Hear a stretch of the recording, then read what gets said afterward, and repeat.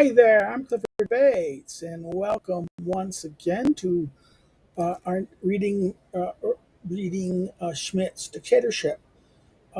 This today we're continuing chapter 4 on the question of sovereign dictatorship, and we started in. This is the second part. We divided it into three parts. The first part was kind of focusing originally a little bit on the example of Cromwell, and then the idea of this is the French Revolution idea of this idea of the generalship, right? The generalship of this, and then looking at Cromwell's idea of and then showing how Cromwell really didn't what the Cromwell example doesn't really lead us to a sovereign dictatorship. Even though it looks like it in the sense that he, in other words, the way he at the end of his, I mean, it means go look at the last chapter to see what Schmitt says about this. Now let's turn to this next part. He goes, dictatorship is like the act of self-defense, never just action, but also reaction. So it's never just action; it's also reaction. So it's like self-defense. It's never just action, but also reaction. Therefore, implicitly, the enemy will not only conform to legal norms that the dictator regards as a binding legal basis. In other words, a binding legal basis, yes, but of course not the specific technical means of his action. In other words, the dictatorship is possible. In other words, will not conform to the norms that the dictator regards as a binding legal basis. Yes, a binding legal basis, yes, but not the course of the specific technical means of his actions. The contradiction between the legal norms and the law implementing norm, in other words, the law implementing norm, which governs all understanding of the law, becomes a contradiction between the legal norm and a specific guideline for action. Okay, this is important. It's been saying this between a legal norm, right, and the legal norm, the legal implementing norm, how the norms are implemented. In other words, this tension between a norm and how it's implemented governs all understandings of law, and this contradiction between the legal norm and the specific guidelines for action, right? In practice, concrete, right? In practice, the commissary dictatorship suspends the Constitution in order to protect it, the very same one in its concrete form. In other words, the very same concrete Constitution. He suspends it in order to save it, right? The argument has been repeated ever since. First and foremost by Abraham Lincoln. When the body of the Constitution is under threat, it must be safeguarded through a temporary suspension of the Constitution. Dictatorship protects a specific Constitution against an attack that threatens to abolish this Constitution. So yes, Lincoln is a dictator in this sense. Lincoln is a dictator. Okay. Clamorers, quit getting angry when people say Lincoln is a dictator. You can say, yes, exactly. Abraham Lincoln was a dictator. He was a constitutional dictator. He was what he did was he suspended in order to protect the Constitution. He suspended the Constitution, which all commissarial dictators tended to do. Right? This is this idea. Dictatorship protects the specific Constitution against the attack that threatens to abolish this Constitution. Methodological autonomy, in other words, the methodological autonomy as a legal problem, the problem of the law implementation becomes infinite here. In other words, how is this, yes, this is logical, but how is this, how is this suspension of, in order to protect it, is enacted? Okay, right? Without it undermining the Constitution itself, that the thing that this thing is done to protect, right? The dictator's action should create a condition in which the law can be realized, because every legal norm presupposes a normal condition as a heterogeneous medium in which it is valid. So therefore, In other words, what is the dictator's action should seek to reestablish the norm. That was the norm that we call the normal condition, as a homogeneous medium in which the norm is every legal norm presupposes a normal condition, a normal situation, right? A normal situation as a homogeneous medium. In other words, similar. It's a situation by which that norm is valid. Therefore, dictatorship is a problem of concrete reality, without ceasing to. In other words, without ceasing to be a legal problem. In other words, it is a concrete reality, but it's still a legal problem in that sense. The Constitution can be suspended without ceasing to be valid, because the suspension only represents the concrete exception. Now, this is the big difference. In other words, you're saying that, well, it's not the norm. It's not. It's an exception. The norm only can exist in the normal. The normal. What is continuing the normal? What is the normal condition, the normal reality?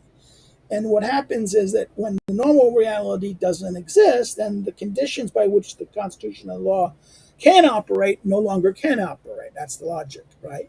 So therefore, this is why what the dictator does, he is an extraordinary means to restore the normal, the norm, to restore the normal, to restore the order, right? Which is therefore dictatorship is a problem of concrete reality ought cease to be a legal problem. The Constitution can be suspended without being ceased to be valid, because the suspension only represents a concrete situation. This also explains why the Constitution can be suspended for some parts of the state. In other words, not all the whole state. No, it's a part where the problem is necessary, right? The sentence, non potus diretae jura quantus, the amount and extension cannot be derived or excluded from law.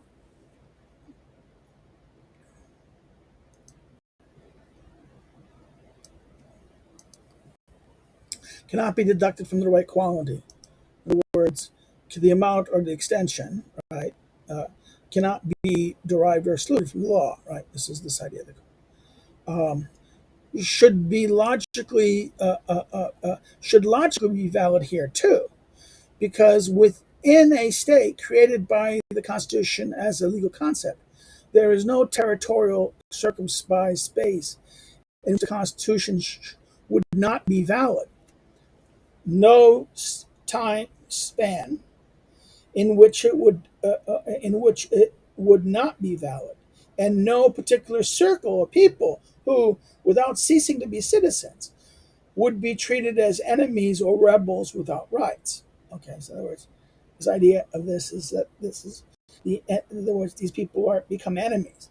They're no longer the enemy who without or rebels without rights are no longer valid citizens. Citizens are law abiders. The law on a law-abiding person ceases to be a citizen in its logic, right? And therefore, it does not merit protection.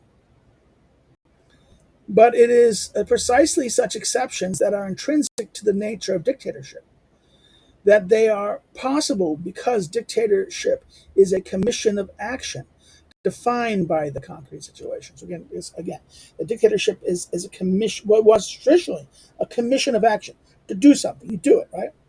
From the perspective of sovereign dictatorship, the entire existing order is a situation that dictatorship will resolve through its own actions. So therefore, this is from the sovereign dictatorship, the existing order is a situation that the dictatorship will resolve through its own action.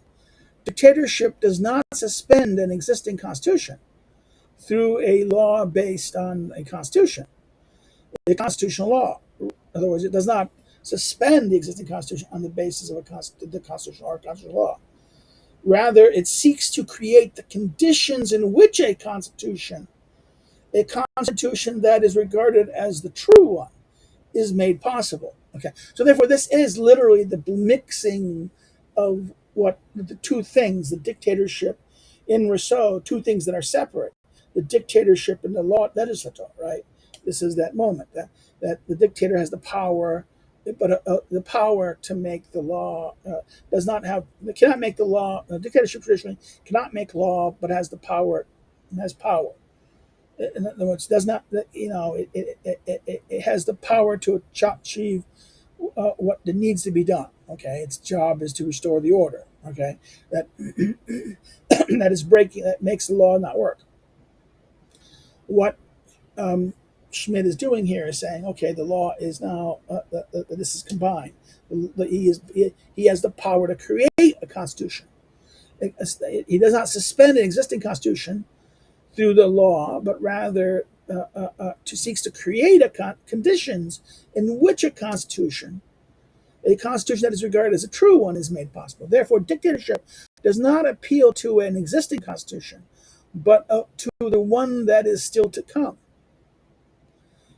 So, therefore, not the existing constitution. In other words, okay, this is very important.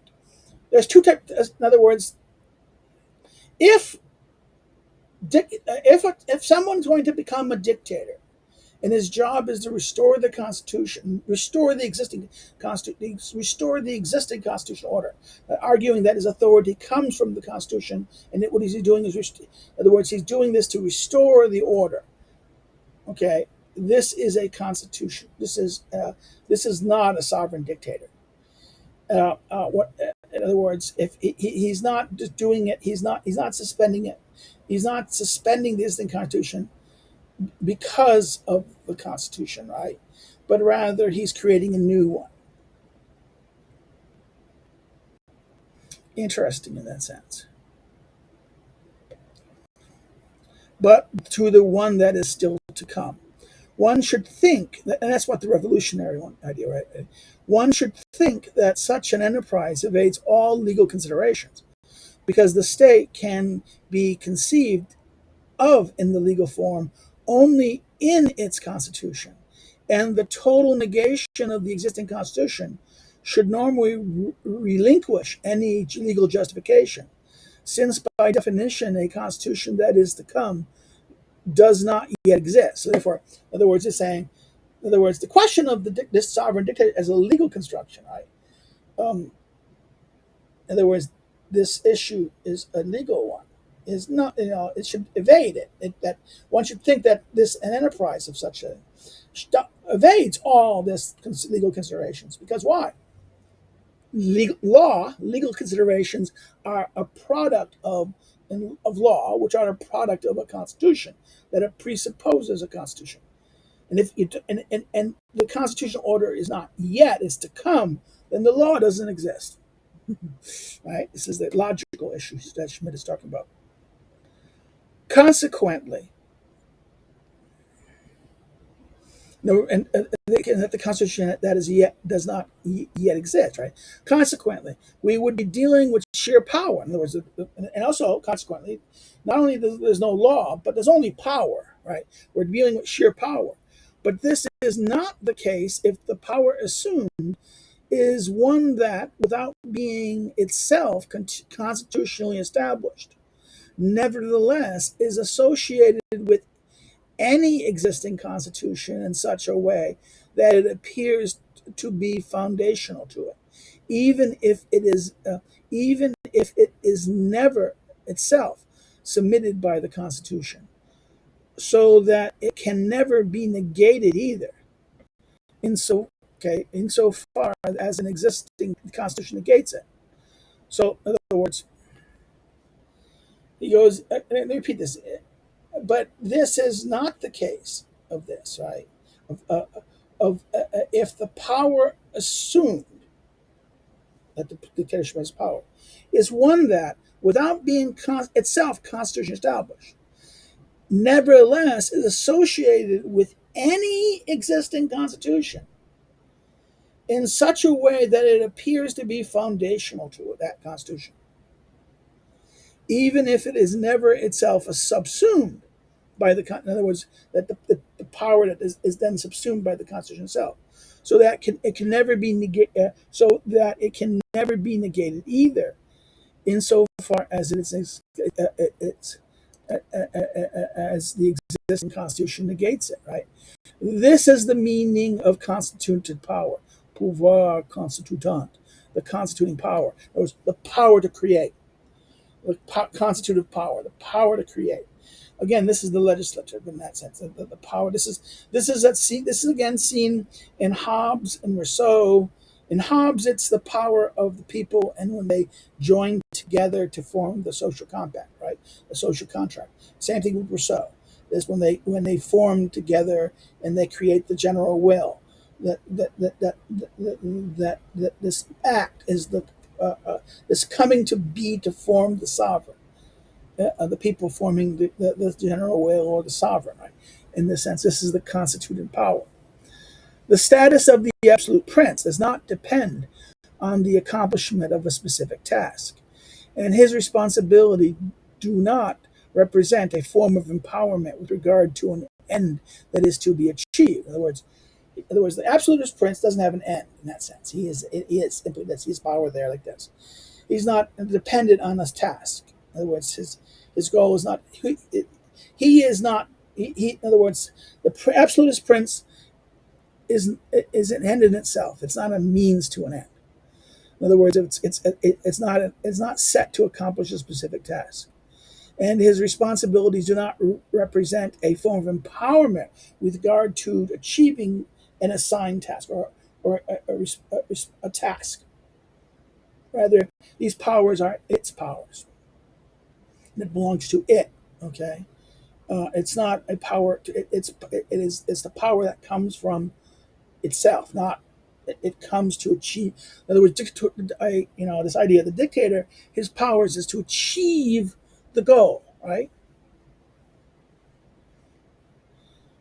To every dictatorship, there is a commission, and the question is whether a commission compatible with sovereignty exists, and if so, to what extent it may contradict the concept of sovereignty according to which the commission depends on a specific task. Okay, this is the question that Schmitt is asking.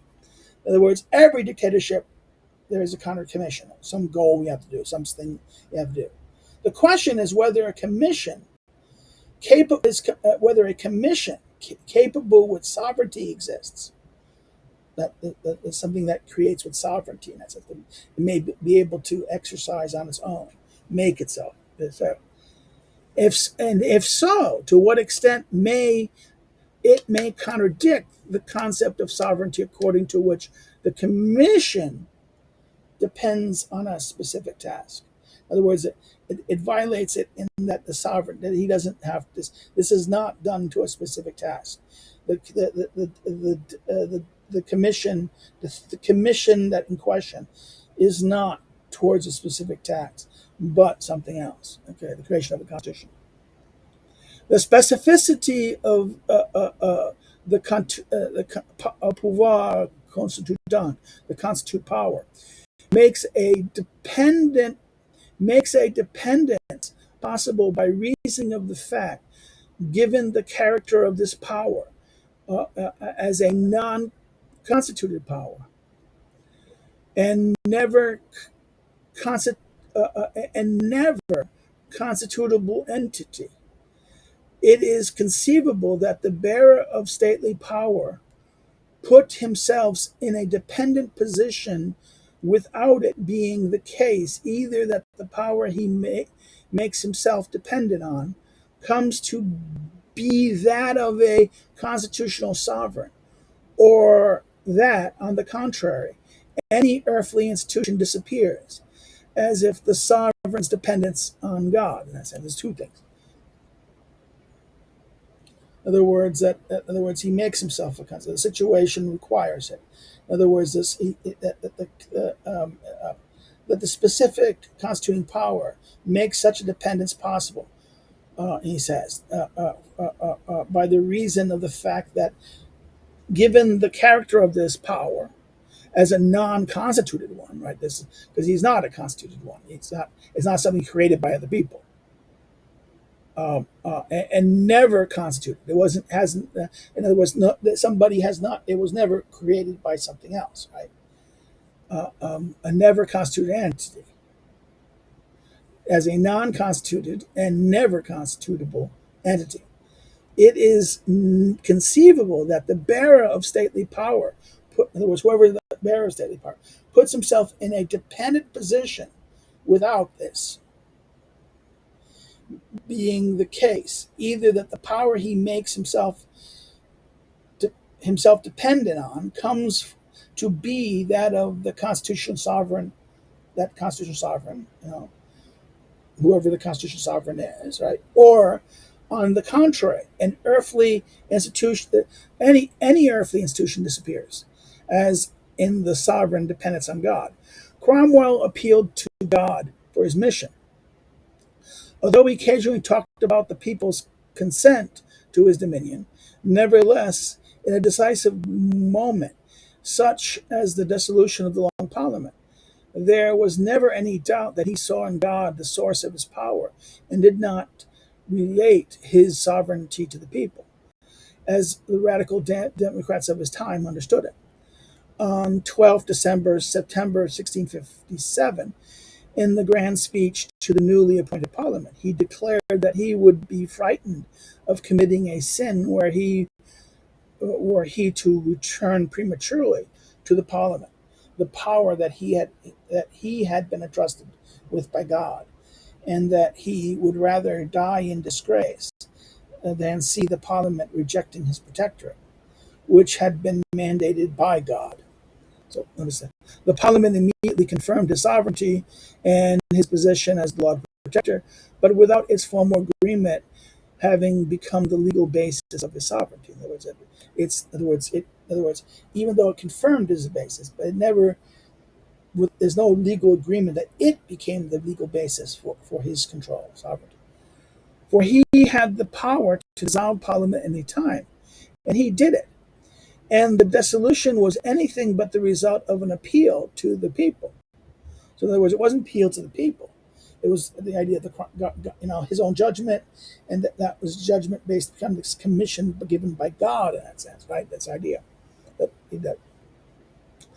In 1658, when he dissolved his third parliament, he declared that God should be his judge.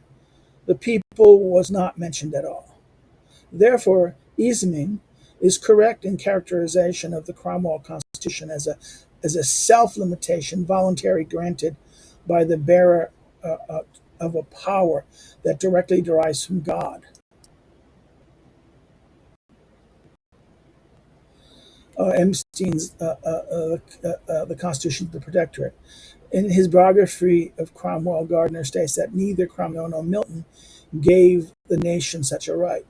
If the will of the nation did not coincide with the will of God, then so much worse for the nation. Interesting. It's idea.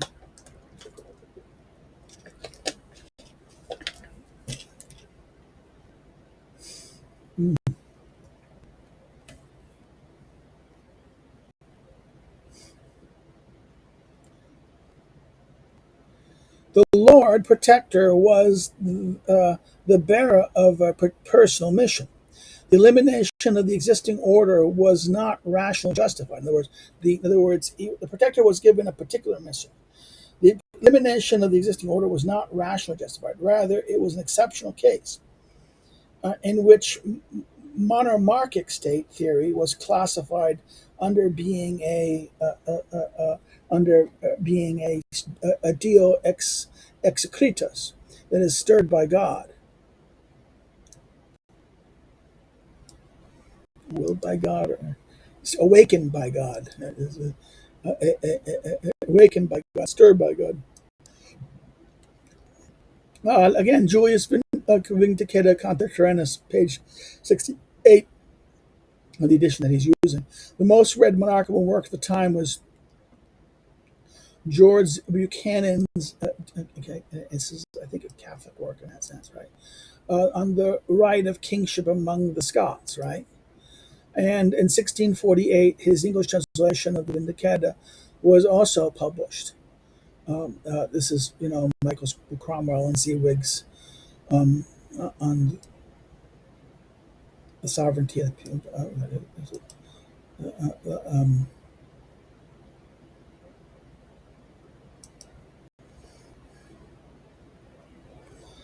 theory. That's theory. think theory on the constituting power, Ziegwig's book.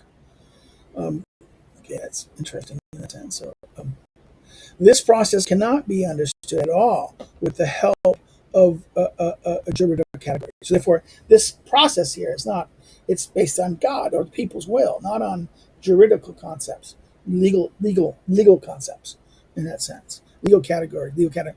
Now, this process cannot be understood at all with the process of the help of legal categories, he says, Schmitt says.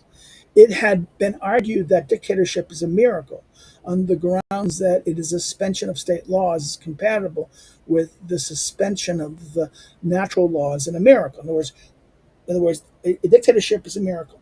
As it's an analogy. In other words, a dictatorship is analogous to a miracle. Why? Well, the dictator suspends the laws. Dictatorship suspends the ordinary, normal laws in the same way that a miracle suspends the laws of nature, right? The natural laws in that sense. Look at note 11.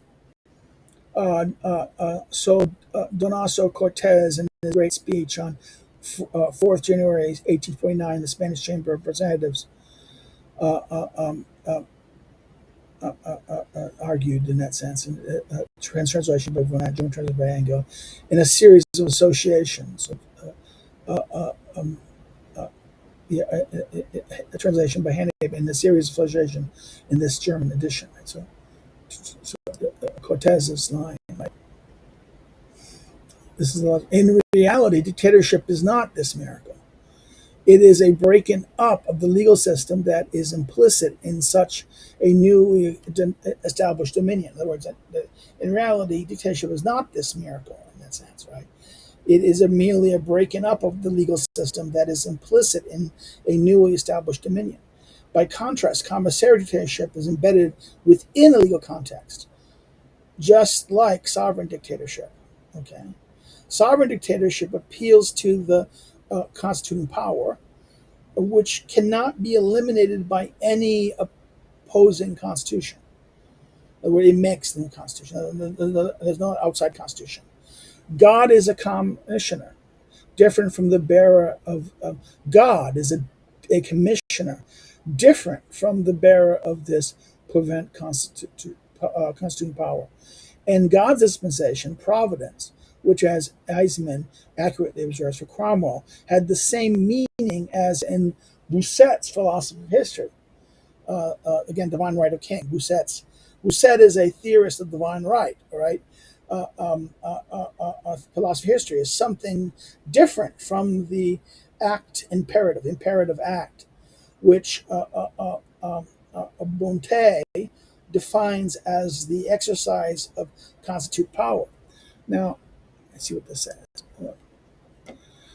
Emile Bonte on the studies of the constitutional law, right?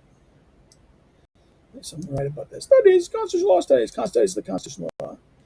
Wherever the monarchical mark literature, whenever in monarchical literature, the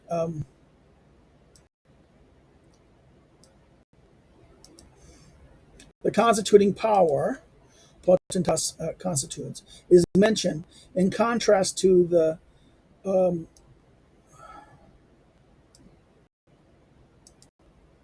established power, right? The constituted power. In other words,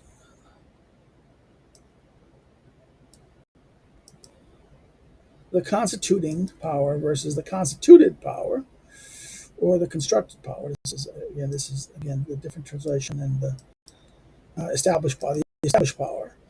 The fact that the people itself is constituted by God is hardly ever omitted. Johannes Althuis's political methods. This is politica, which is again methodically sorted out, right? This is Johannes's book. That's maybe we should do Johannes's book or Vindicatio. Okay.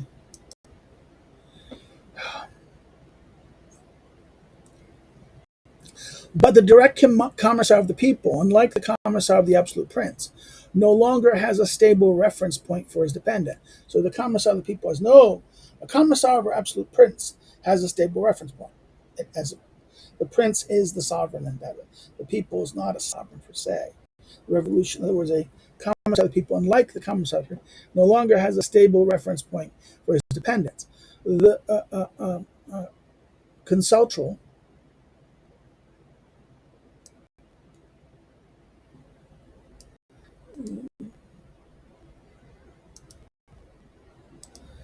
okay, oh no, the consultural that characterized.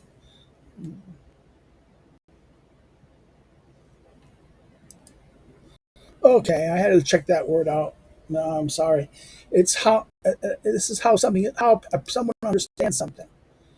The way the construction, the way some the people understand something, the way something is understood, that characterize the way something is understood that characterized the earlier commissar, namely that he represents and does not and does whatever the representative would do if he were present.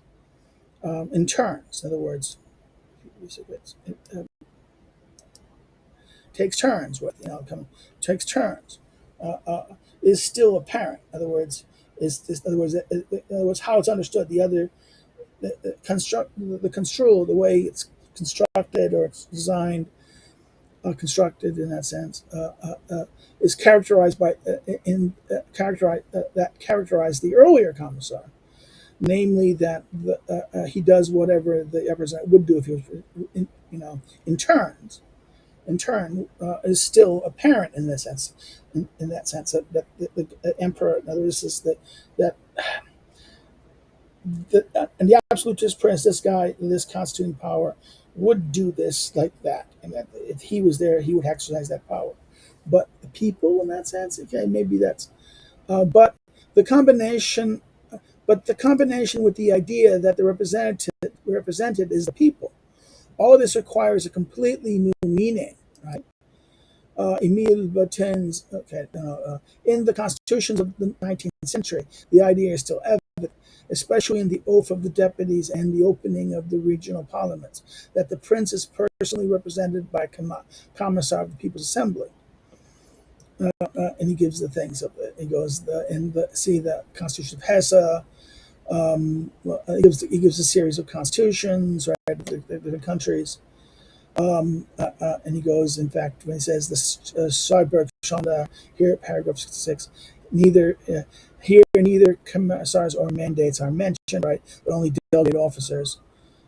Again, this is he goes through the various constitutions. He lists the constitutions and points to where they are, and he goes, Prussia.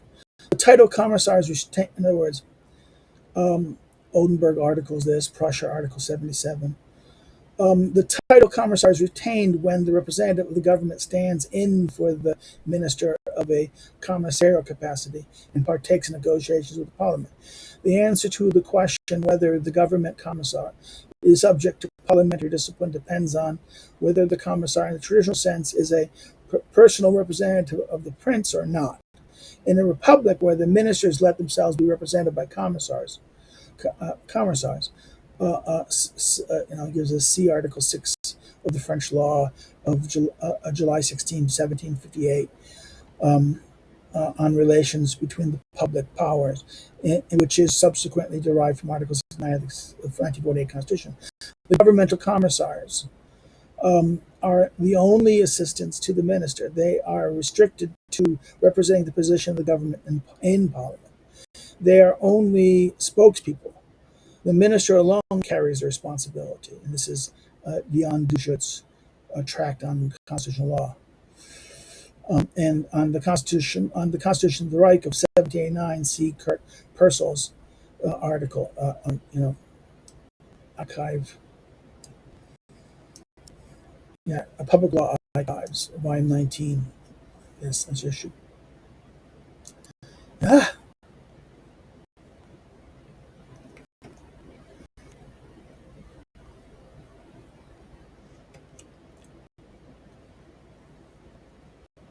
the idea of constituting of a pouvoir constitutional has been uh, uh, dismissed by Saiz. Okay, this is very important. This is Abi de Sainz, I think, and that he's one of the thinkers that is about the will of the people and writing at the time of the French Revolution in that sense. In particular, through his treatise on the Third Estate, right? Famous treatise on the Third Estate. Um, Article 15, Emile Joseph Sesti's What is the Third Estate? And also sees treatise on the Declaration of the Human Rights of the question of human rights.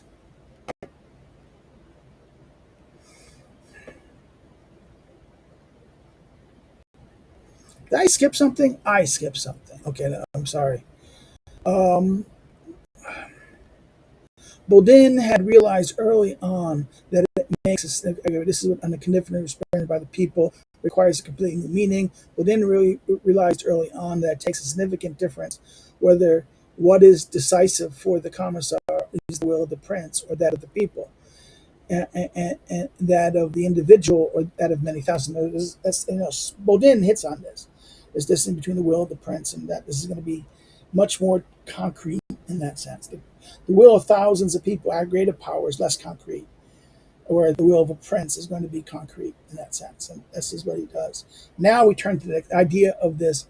The idea of the constitutive power has been disseminated by Sieyès, in particular in his treatise on the Third Estate, which is the famous essay that was written at the time of the Revolution, just prior to the Revolution, where he explains the nature of power in that sense, right?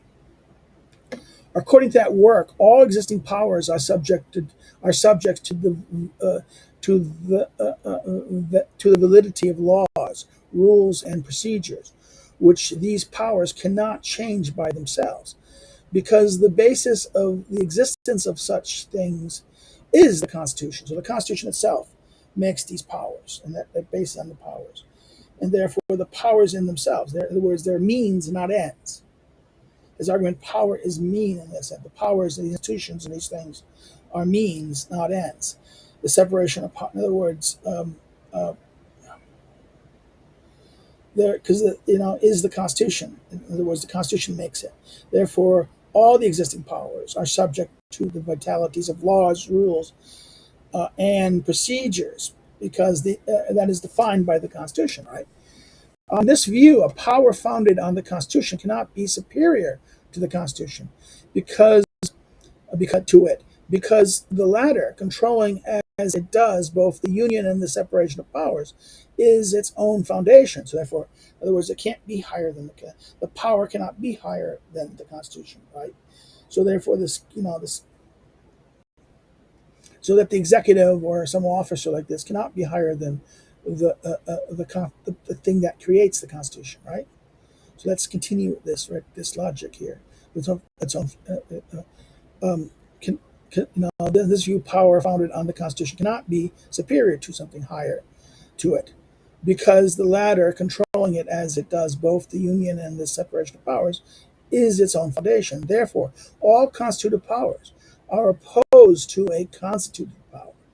So, in other words,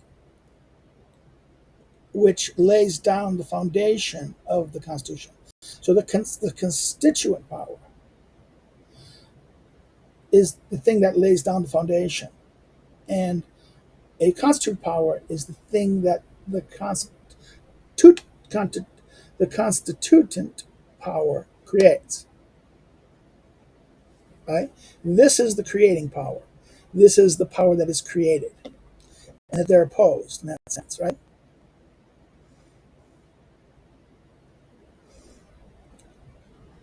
To It provides the foundation for the Constitution itself. So therefore, the constitutional power is a kind of unlimited principle and can do anything because it is not subject to the Constitution. It provides the foundation for the Constitution itself. Any enforcement of any legal form, any commitment of any kind is completely unthinkable at this level. Where Rousseau's volontaire générale reigns, where Rousseau's general will reigns, even the inalienable human rights are invalid. at this level. In other words, it's not enforcement. It is simply okay. This is interesting. It can create something, but it doesn't enforce.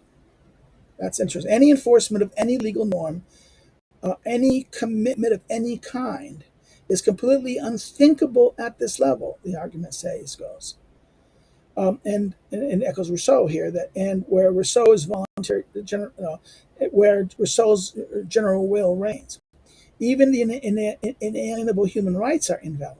As a bearer of constituted power, the Volk, that's Volk in German, the people, cannot commit itself and is entitled to give itself an arbitrary constitution at any time. So therefore, the people is the constituted power in a sense. Okay, this is also right from both Rousseau, but also in Hobbes in that sense. You could point that to the thing. That it is the constituted power, that they have the power of this thing. The Constitution is the basic law, law fundamental law, right? Not because it is unchangeable and independent of the will of the nation. In other words, it's not unchanged. It's the founding law, basic law, not because it's unchangeable and independent of the will of the nation, but because not one of the organs invested with state authority can change anything in the Constitution that warrants it. In other words, that this is also true of the ordinary legislature. In other words, the legislature or the organs cannot change the Constitution, the basic law. The organs can. The institutions and organs of this cannot do it, but the constituted power can. Nothing restricts the constituted power. Take a state theory in which a state acts is as a unity through its organs, whose operations creates the will of the state in the first place, although it does not represent this will, so that there is no will of the state outside the activities of these organs.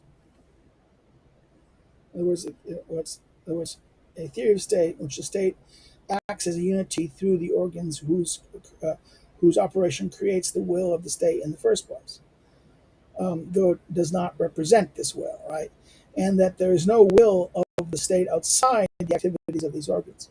A theory of this kind must understand the doctrine of the pouvoir, constituted power, as an attempt to transform the people as such into an organ of state.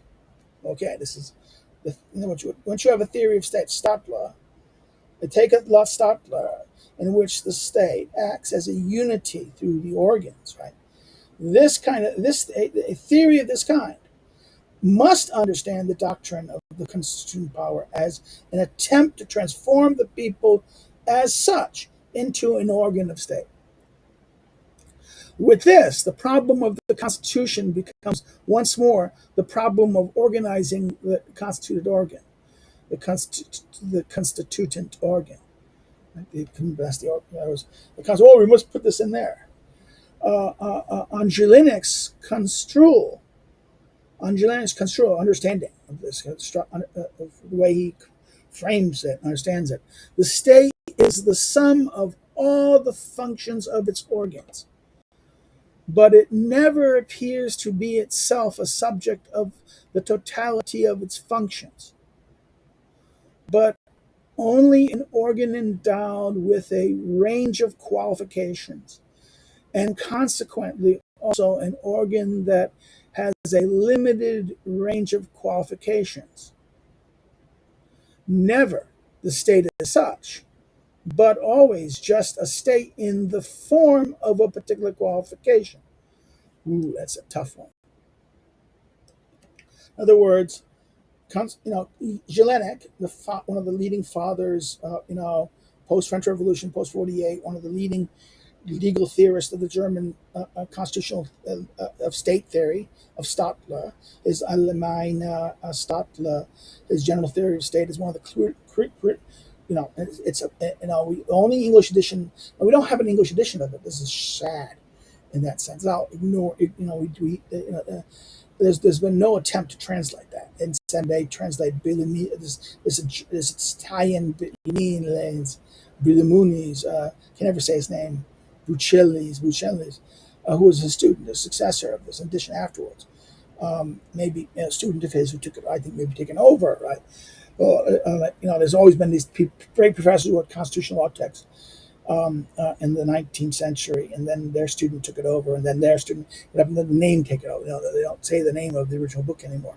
Sometimes people argue, oh, but Bucelli's edition. But no, we should look at Jelinek, because Jelenek's idea, I think, to what degree does the later one totally follow and copy perfectly Jelinek? We're not sure in this sense. So Jelinek constitutes that state sum of all the functions and organs, but is never to be itself subject to the totalitarian function, but it never appears to be a subject of its functions. In other words, a totality of its functions. In other words, the state is a sum of all its organs, right? But it's never appears to be the subject of the totality of its functions, right? So the organs, the functions of its organs, but not the totality of its functions, but only an organ endowed with a range of qualifications, and consequently, an organ that has a limited range of qualifications. Never the state as such, but always a state in the form of a particular qualification. Weird. This is why this is a very powerful. In other words, this is how do you put the constituent organ into this function? He wants to take something, and the original idea is this tension of the people as both subject and sovereign, right? This is this saying. All he wants to do is put the sovereign in the state. He wants to put the power that creates the Constitution inside the state as an organ of the state, as an organ, treat it as an organ, even though it's not. It's an external organ. It's in Aristotelian things. It's almost like it is the efficient cause. It's the pudding. It's what outside. It's the thing that leads to. It makes its end. It creates a final cause. It creates the structure. It doesn't, but it's out. It's not of it. It makes it. Now it may be the fact that it's the people and the people who make it. It is then therefore this act that when they act as the constituted power, they're outside the Constitution. But once they're subjects or citizens, they're within the Constitution. This is the metaphysical mumbo jumbo here. And this is the question. This is probably the problem that he's dealing with, right? He wants to make it, therefore, to make the reason rational thing subject to it.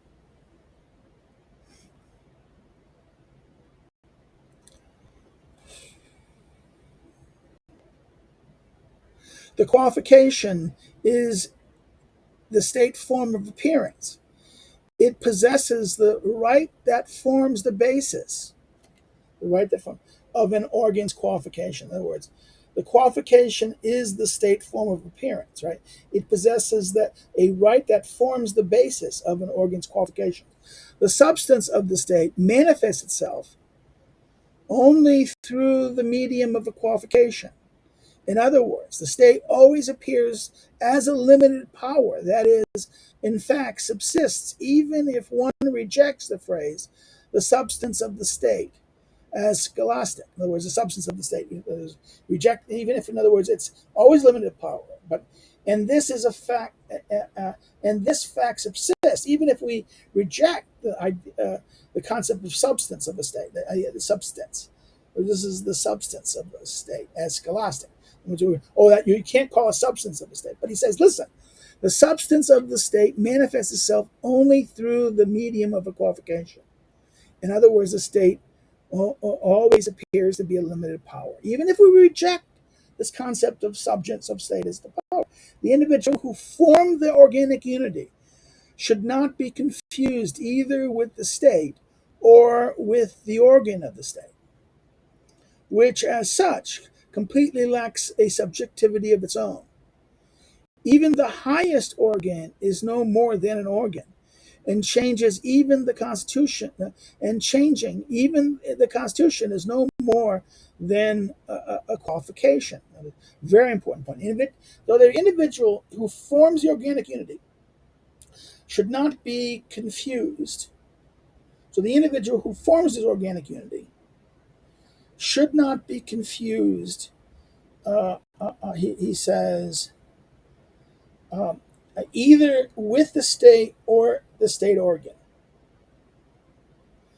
So, in other words, it's the state is the collective. It is that thing that is created out of all the collective wills together, right? In that moment, not, in other words, it's not a mere aggregation. Okay, in that sense, um, um, and it's not what is not to be confused with the state, or it is neither an organ of the state in that sense. Well, that's interesting, or with the organ of the state, which is such lacks a subjectivity of its own. Even the highest state organ is no more than an organ. The changing, even the Constitution is no more than a qualification.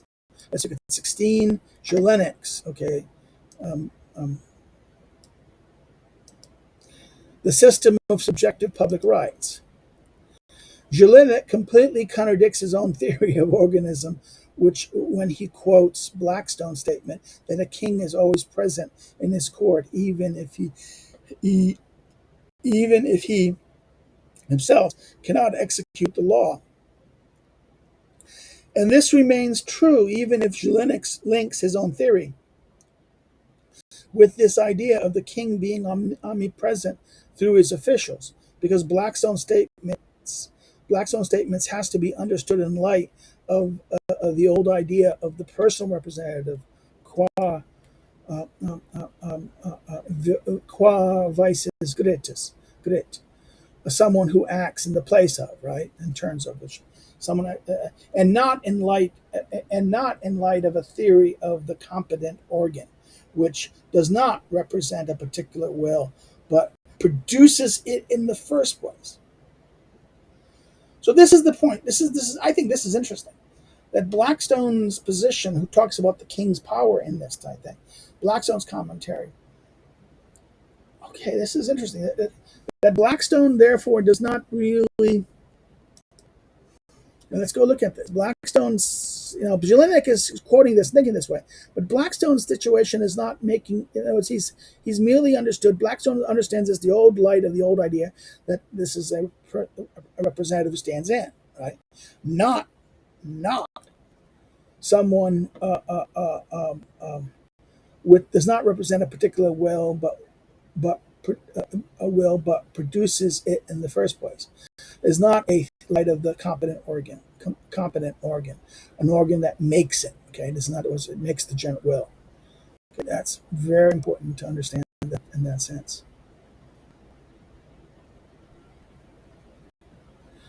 Um, if if one pushes theory to its radical conclusion, one would have to say that the state is seen in it as a bearer of unity, because it only exists in the activity of its organs. In other words, it only exists in terms of the activity of its organs, in a sense.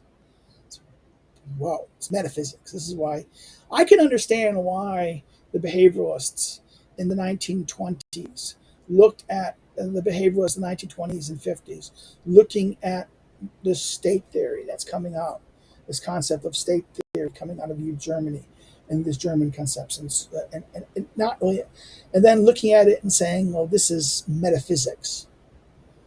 It's and what it is it's anthrop- it's amp, it, what it does it's actually the state is anthropomorphizing an individual actor. In other words, we're attributing to this thing the will of a. In other words, the idea of the general will is a form of anthropomorphization of the individual, attributing to the whole, this associated entity, the same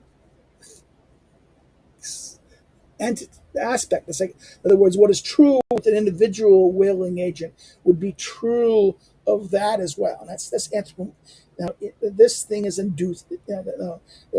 I can see that now in this sense. I can see them saying, "Oh, something's wrong here," right?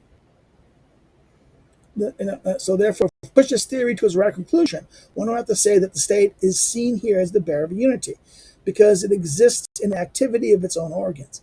It is the bearer that cannot carry anything. It is a bearer that cannot carry anything, while it is itself being carried by the organs it bears. The state itself can't do anything. It cannot do anything. It is not cannot carry anything, and it is carried by the organs that it has created. It is not endowed with a qualification. It is a qualification. That's even more so. So three things, he says. This unity, this radical unity, where he says, like, it's a bearer that cannot carry anything, which while it is self being carried by its organs it bears, it is not endowed with a qualification. It is the qualification. When Jelinek talks about the medium through which the will of the state manifests itself, he does not have in mind a mediation of the type proposed in the theory of immediate powers. In other words, immediate powers, because here the will exists in an unmediated state through the through the seemingly mediating organs. So it's a non. Wow, this is interesting. In other words, there's a contradiction here when Jelinek talks about the medium through which the will of the state manifests up through the institutions, right?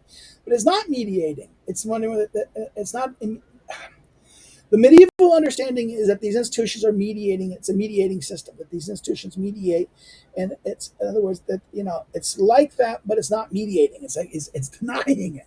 So I'll repeat this. When Jelinek talks about the medium through which the will of the state manifests, it's not mediation.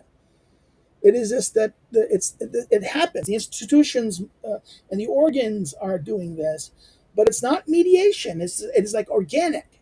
In other words, it understands it as the organic. It's not separate. It's not separate. Where the medieval construction, the mediating things were separate institutions that were exercising it. They were not organic. Okay. Oh, therefore, the medieval construction is not organic in this sense.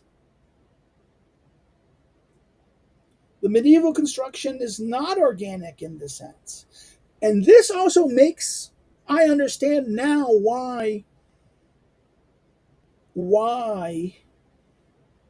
Durkheim calls uh, the division of labor and societal relations, in the sense, division of power and the division of labor and the structures,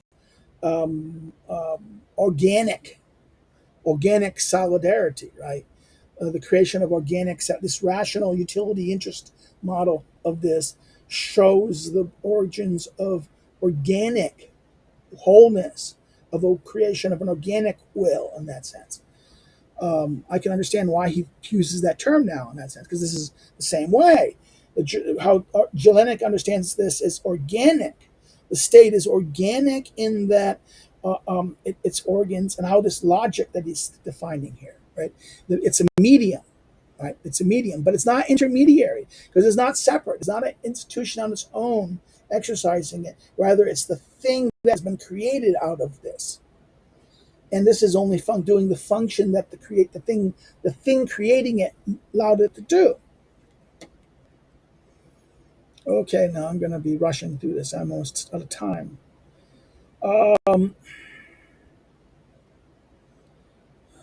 When Jelinek talks about the medium through which the will of the state manifests itself, he does not have in mind a mediation of the type proposed by the intermediate powers, because here the will exists in an unmediated state through the seemingly mediated organ, not mediated, but mediating things that, organ.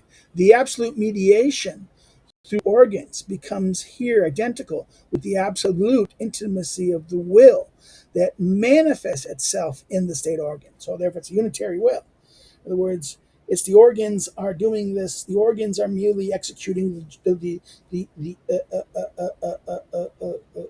unitary will, the will of the will that manifests itself in the state organs. Right. It has no other no.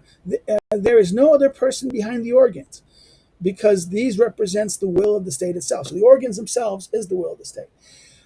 These well-known and often discussed statements here are repeated in order to clarify their opposition to the theory of the constituting power. Even Egon Zeigel's historical outline of this theory, extremely valuable as it is affected by the fact that he portrays the entire develop as an ongoing one, from the material to the formal concept of constitution. For him, the highest achievement was the theory of the theory if was, if not a product, still a testimony to the epoch of the Enlightenment, which is its rationalist approach attempted to construct a state mechanically, right? Again, Zeileg's idea um, theory of constituted power. Mm. The truth is that rationalism had reached its critical point even as early as in Rousseau's Contract Social. One could adduce as an example of extreme rationalism. One could deduce as an example of extreme rationalism Concordant's attempt to use legal regulation in rationaling the right of resistance, right? Concordance in 18, according to Kurt Wunsel's State Right and National. Okay, this is Kurt Wusendorf, Constitutional Law and the Natural Law and the Doctrine of the People's Right of Resistance Against Unlawful Exercise of State Power, right? Who has compendiously acknowledged concordance belief and ideas and has demonstrated their great historical significance. Concordant redirected the right of resistance, transforming it into a legal organization. In other words, making it the right of resistance now became a legal organization. Trick it from extra constitutional to extra legal to legal, right? But one must not forget that the liberal principle of distribution between individuals as entity and principles, individuals as entities in principle and limited, and the state as an entirety in principle limited, and I'll see above this in that book, right? Is superseded. In other words, forget the liberal principle of distribution between the individual as entities in principle unlimited, and in the state as an entirety in principle limited is superseded, and that from humanitarian right and right to freedom, the right to resistance has become a sphere of authority. In other words, a civil right conceded by the state. Insofar it organizes it, one denaturalizes it as soon as one rationalizes it. It it remains rationed. In other words, it's not it becomes rationed. In other words, it denaturalized. In other words, the right to resistance now becomes rationed, controlled. In other words, it's not the right. It's not the absolute right in Locke and the pre-understanding. Now, by legalizing it, making it norm, doing this is no longer something that is outside. It is now rationed. He says, right. On the other hand, size theory can only be understood as the expression of an attempt to find the principle that may organize the unorganizable. So he's trying, in other words, size theory of the third estate. In other words, size theory, CS, I can't ever CS, Abby says. His theory can only be understood of the theory, Say's theory of the constitutional power, can only be an expression of an attempt to find the principle that may organize the unorganizable. The idea of the relationship between the um, the power the constituted or constituting power and the pouvoir constitute, the constituted power. In other words, the creating, the power that creates, and the power between the creator and the created. finds it complete analogy, finds its complete analogy, systemic and methodological, in the idea of a relation between the natura, naturen, the nature nurturing or create the nature nurturing or creating the nature nurturing or nature creating, right, and the natura naturata, the nature nurtured created, the the creating versus the created, the nature creating and the natural created, right. So there's distinction of this in that sense between these two powers. And even if this idea has been integrated into Spinoza's rational system, this demonstrates even more that this system is not relatively rationalistic. The theory of the Prumvor consultant is incomprehensible simply as a form of mechanic rationalism. So it's not rational, it doesn't do it. The theory of this theory is incomprehensible as a mechanical rationalism. The people, the nation, the primordial force of any state, these always constitute new organs. From the infinite, the incomprehensible abyss of the force, the Mach, of the constituting power, the Mach, the abyss of Macht, power, force, power, Macht, force of the constituting power, new forms emerge incessantly, which it can destroy at any time, and in which its power is never limited for good. In other words, it's never limited just for good. It's unlimited, omnipotent in that sense. It can will arbitrarily. In other words, this constituting power can will arbitrarily. The content of its willing has always the same legal value, like the content of the constitutional definition, right? The content of its willing has the same legal value, like the content of a constitutional definition. Whatever it is, right? The content of its willing has the same legal value as the constitutional definition. The constitutional definition defines what is to be. What it wills is what is to be. Therefore, it can intervene arbitrarily through legislation, through the administrative justice, or simply through concrete acts. It becomes the unlimited and the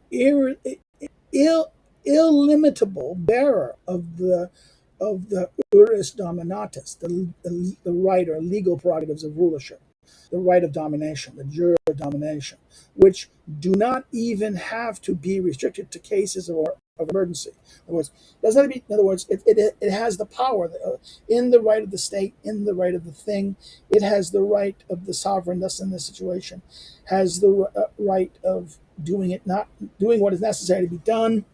It becomes unlimited, an unlimitable bearer of the legal rights, prerogatives of ruling, of domination, even as its dominatum. Okay, it's very interesting. It's rulership. I'm not sure this is rulership. I disagree with the translation in that sense. It's domination. It's power and the bearer of domination. It's rulership. It's Herrschaft in that sense, right? Not this is dominatism. What is Latin? That's very interesting in this sense. Which do not even have to be restricted to cases of emergencies, or not even emergency. It never constitutes itself, but always something else. So this power never constitutes itself, but this constituting power creates something else, right? Therefore, its legal relation to the constituted organ is not mutual.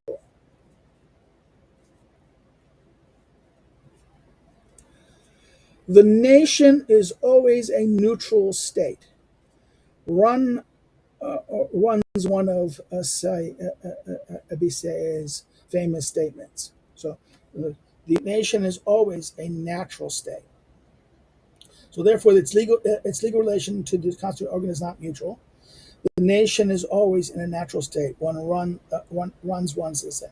On the other hand, it is essential to the theory of the natural state that only individuals are in the state of nature. So that's interesting. So only, this is the idea, this is Hobbes' idea, only individuals, and Rousseau too. It's only individuals who are in the state of nature, not social bodies. Here, the off phrase that the nation is in a natural state does not mean, as it often does elsewhere, that the nation is in a state of nature by composition, with others. In other words, it's not this idea. It is meant that the state of nature, in other words, here the offsetted phrase that the nation is in the state of nature does not mean as this is it's in comparison with other nature. We are not dealing here with the construction of international law. Right? So we're not. This is, in other words, the way it awfully thinks is that nations and state competing. This is international law. No, we're not dealing with this. The natural state rather concerns the relation of the nation to its own constitutional forms and to all the functionaries who acts in the name of that nation. The nation is one-sided in the natural state. It has rights only, but not duties. In other words, the nation is one-sided in the natural state. It only has rights, not duties. The pouvoir constituted, the constituted power, is not obligated to anything. The power constitutes, the constituted powers, on the other hand, have only duties but no rights. This has an odd consequence. One part always remains in a natural state, while the other in the legal state, or more accurately, in a state of duty. So therefore, this is interesting. The state, the pouvoir constituted, does not have any obligation. It's always outside it remains in a natural state. But the constituted powers, the pouvoir constituted, are always in what? In a legal state, and therefore has a sense of duty, has duties. It has duty. It has, in other words, it's in a legal state, or more accurately, a state of duty. But introduces here the legitimacy of representation. So now all of a sudden, Saez adds something that Rousseau doesn't: legitimacy of legitimate things. He saw the delegates of the Constituent Assembly of 1789 as representatives, in contrast to the bearer of a imperative mandate, imperative mandates. In other words, he saw them as in contrast to the bearer of this, they saw them as representatives. They should not be messengers delivering an already existing will. Rather, they have to shape it first. He further pointed out that the nation state is composed of different population than that of the classic republic. That today, in the age of division of labor, only a portion of the people have the time and the ability to engage with political issues, whereas the others are concerned more with production and consumption. So they simply become working machines, machine du travail. Again, this is very out of Durkheim, right? This is speech dating from 7th September 1789, Archives Parliament of. A particular relationship with the omnipotence of the constituting will emerges from the state of affairs. So therefore, a particular relationship, even if the will of the people does not exist in terms of content, but is shaped primarily through representatives. The representatives' dependence on this will, a dependence that is unconditional, and to be put succinctly commissarial, still subsists. The will can be unclear. In fact, it is even the case that it must be unclear if the pouvoir constituted, the constituted power, is to be truly unconstitutable in that sense. Well, that's how we're going to end it. We're going to stop here. Please put your. This has been a massive, very interesting section. Schmitt is always. This is. This is political. Schmitt is doing not only legal theory but also political theory at the highest level here, and is showing the problem and the logic of there's almost a logical contradiction in the logic of the way the state and this issue of this is emerges, and the logic of Stadler that emerges in Hellenic Stadler. So that's okay. So put your comments, put your questions, things you're not sure about, things you like more discussion of. Please put them there, and I see them. I'll respond to them. Maybe I need to make a video responding to them. Um, if you like it, like the video, hit the like button, share it with friends, get attention to it. If you didn't like it, you can say, I didn't like it, but say why in the comments. Say why in the comments. Other thing you can do, if you're not subscribed already, subscribe. Encourage others to subscribe. Make sure you're subscribed. Sometimes people may have been unsubscribed. Subscribe, please. Let's grow the channel. We've had some growth, but I'd get some more.